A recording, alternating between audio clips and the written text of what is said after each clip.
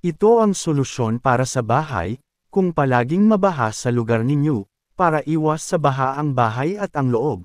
Sa halagang 57k pesos, including labor and materials, naka-Ciperlans at naka-metal studs at yung nakagandahan pa dito ay naka-long span colored roofing.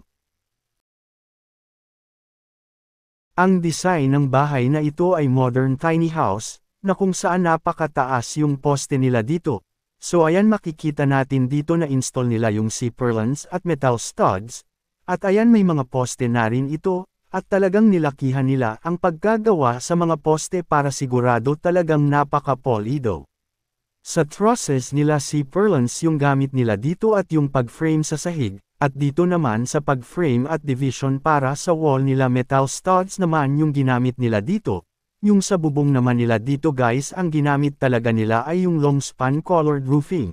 Pagkatapos nilang malagyan ng bubong sinunod nila itong kanilang sahig, na kung saan yung ginamit naman nila dito ay yung pinakamakapal na plywood. Pagtapos nilang malagyan ng sahig, sinunod naman nila agad itong dingding nila. Ang ginamit naman nila dito guys ay yung Hardy E-Flex. Ito nga pala yung napili na edingding sa kanilang bahay dahil kaya nito lumaban sa ulan at init kapag may primer na itong Hardy E-Flex sigurado talaga natatagal itong masira, at aabot pa ito ng mga ilang taon pa.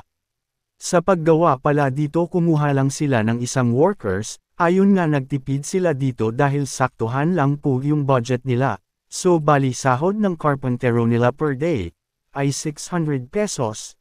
Para mapadali yung pagkatrabaho tinulungan na lang siya ng owner dito, na kung saan tagahawak kung may ikabit sa bahay.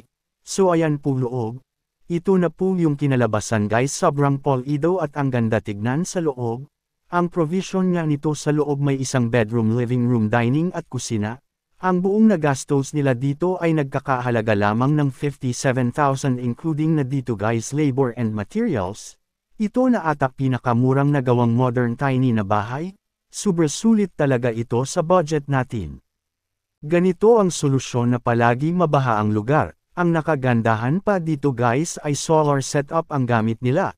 Sobrang tipid na sa kuryente. Wala talagang mababayaran. Ayon nga sa owner ng bahay na ito di belang maliit basta may natutuluyan at may sasabing sariling bahay. Pinag-ipunan talaga nila ito ng partner niya, para hindi na sila nalulusak pag umuulan at nababaha pag high tide, at sa pag-install ng solar nila guys yung owner nakabit nito. Sa gumawa nitong bahay sobrang saludo ako guys dahil mag-isa lang siya na rin nag-design, sobrang polido din gawa at malinis, sa nagastos ng owner 57k pesos, para sa akin sobrang sulit na po na ito yung napandar.